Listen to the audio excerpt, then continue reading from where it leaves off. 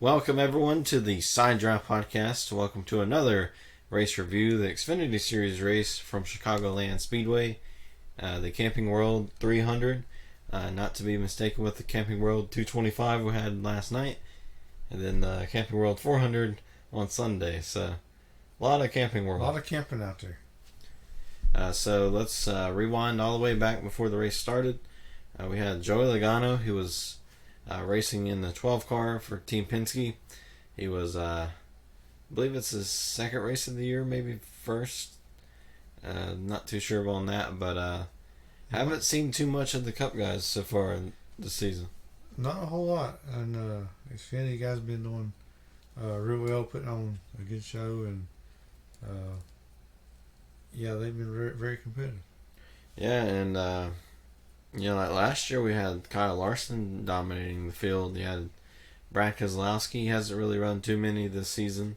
And Joe Logano, Ryan Blaney. Haven't seen Ryan Blaney in the Xfinity Series so far this year. So not a whole lot of Cup domination as we saw. So we get to put more of the spotlight on the Xfinity guys. Maybe they get to learn just a little bit more off each other. And we got to see that today. Cole Custer, put up a good fight against Joe Logano. Yeah, that's where names are made here, so it's really good to see them shine out and do very well in the race. So before the race started, Chase Briscoe would have to start from the back. I believe maybe some mechanical issues. They had some unapproved adjustments.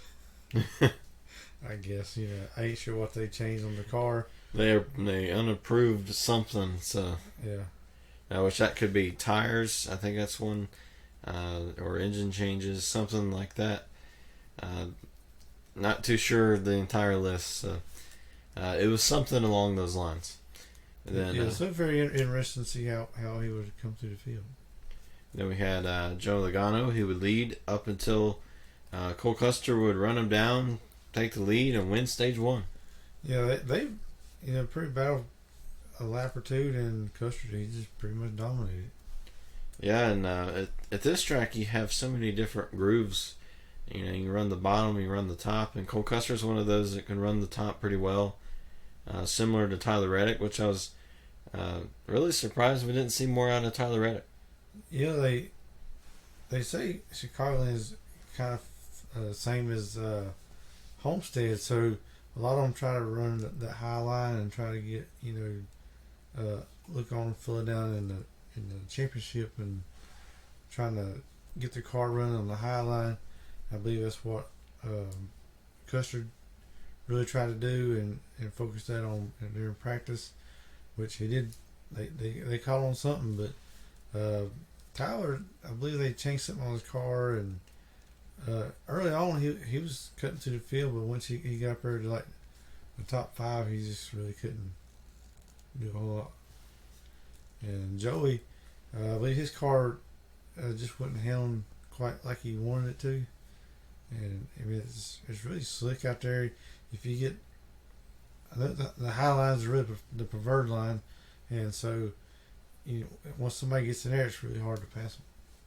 Then stage 2, we had a caution for Ryan Sieg with just about 12 laps to go. Just shows you how slick the racetrack is. Yeah, he just fun. Just lost it. So these cars on the edge, and which the tires here, they only got so many allowed tires, and so I wonder if he's going to be short on them. Yeah. So then with that causes a little bit of a pit strategy. Do you come in? Do you stay out? Cole Custer decides to pit. Joe Logano stays out. And then that would allow Joe Logano to win stage 2. Yeah.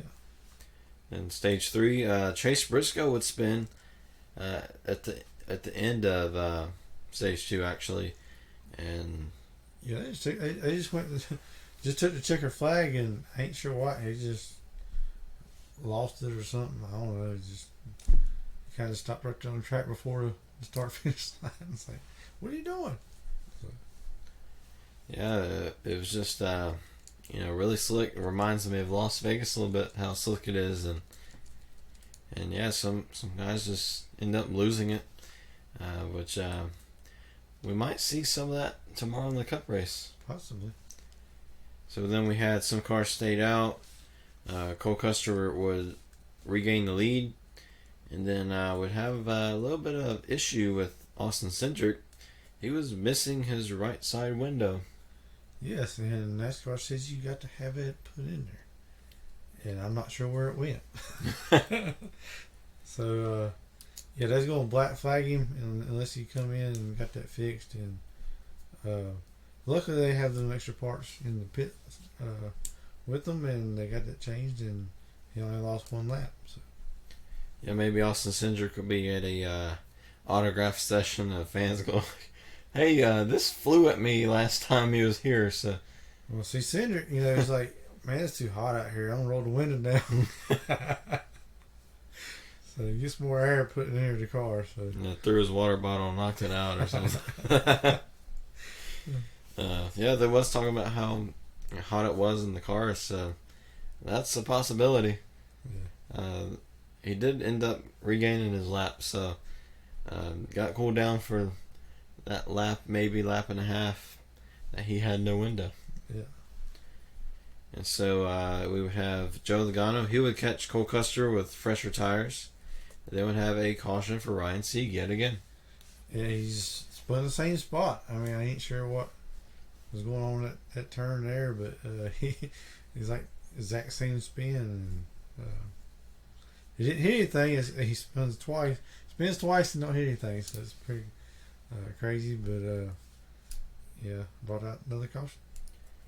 So that would allow Cindric to get his lap back, and then Zane Smith and Jeffrey Earnhardt, they would stay out trying a little bit of strategies that can be fun sometimes at tracks like this. Yeah. And then Brandon Jones speeding on pit road, Noah Gragson uncontrolled tire, and then Cole Custer just diced his way back to get back to lead after losing some spots on what was some of those staying out.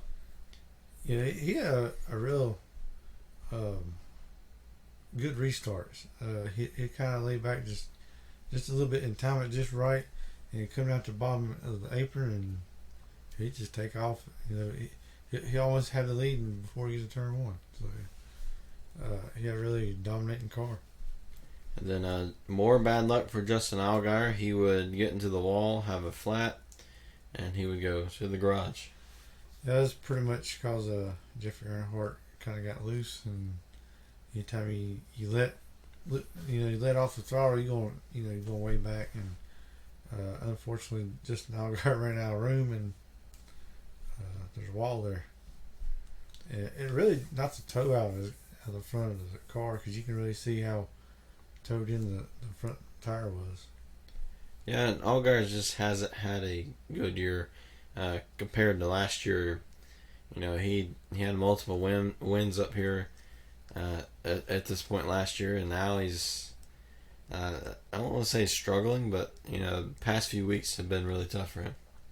Yeah, he's running real well. He's like in the top 10 most of the day, and it seemed like he has some strengths and just around room. It seems to be the common theme of 2019. It's like teams that normally do good have been kind of struggling this year. You look at the Truck Series, you got KBM, who's normally really good, which they are with the 51. They have multiple wins with Kyle Busch and Greg Biffle. And then you have in the Xfinity Series, Junior Motorsports. They won Daytona. We haven't really seen much out of them ever since, besides maybe the 8 car every now and then Noah Gragson, he's been running pretty well. Yeah, Noah, he's been getting some top 5s and top 10s here lately, so he's coming on pretty strong during this mid-season. So. Yeah, I think maybe towards the end of the regular season we'll see a lot of strength coming out of that team. Yeah. And then we would have some green flag pit stops. Joey Logano would be the first one. And then some more interesting strategy. Michael Annett would stay out. So he would be in the lead when another caution would come out for the 15, so that allowed him to be up towards the front. Yeah, when Joey and Christopher Bell pitted, I know Cole Custer, he was out in the lead, and he stayed out for a couple more laps. So, I mean, I didn't know how that sequence would come out, but once he come in, he was, he come out ahead of Joey. So, it was on the pit strategy was on it today with Stuart Haas, but they did very well. I know Michael Nett and Noah Gregson was hoping for a caution, and they got it with the 15 car. Then Cole Custer would lead again. Cindric and Gregson would battle for 5th place. That would end up Gregson scraping the wall just a little bit. Yeah, I ain't sure if they're getting aggravated with each other. Yeah. It was fun watching, but no, I think he's getting a little too frustrated and run out of room and scraped the wall, but it didn't hurt his car too bad, but he continued on. And Tyler Reddick would have a tire going down, and he would make it all the way back, just riding it out. Yeah, he said he's feeling like a tire's going down. He's just going to ride it out, I guess. But even he wasn't having too good of luck today. And then with that, Cole Custer would cruise to a victory, winning his 4th win of the season. So he is tied with Christopher Bell. Before the season started, I thought Christopher Bell was going to run away, have 10 wins at this point in the season, but Cole Custer, Tyler Reddick's been right there with him. Yeah, they keep calling them the big three now, so they're pretty much the ones that's been dominating this whole year. Christopher Bell and Cole Custer and Tyler Reddick. I think they're all the class of the field right now.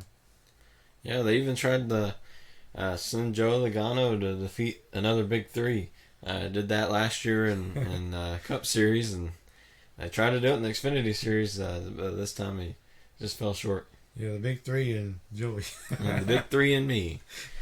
So before we go, we just want to give a shout out to everyone who found Dale Jr. in the thumbnails. We have Orioles 1932, Prime Speed, and Skytrace 29. So go follow them on Twitter. They've been playing along for the Find Dale Jr. thing, and it's been pretty fun. Yeah, and I really like the interview they had with Joey after the race.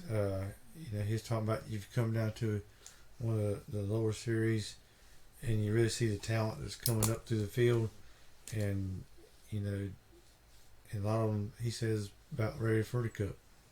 Yeah, I think the big three right now, if they went to the Cup Series, let's say if they all race Sunday, I think they could do pretty good if they were in good rides, that is. Yeah. And we've already seen Tyler Reddick run a couple of Cup races, and he's done very well so far. Yeah, and I think it's really good to see the talent compared to a Cup champion, or you could say Winston Cup champion, as Dale Jr. said. But to see Cole Custer go out there and beat Joey Logano, that's something to put on your resume. That he was out there to be able to beat a Cup champion, and just he's ready, I think. Yeah, and even Joey said these cars drive a whole lot different than the Cup cars. They're a lot harder to drive than the Cup, which is kind of fun. It's bizarre to me that's the way it is, but in a way it might be kind of good for the Xfinity drivers. If they learn the hard way, then they go to a much easier package. They might do much better than they have been in the past.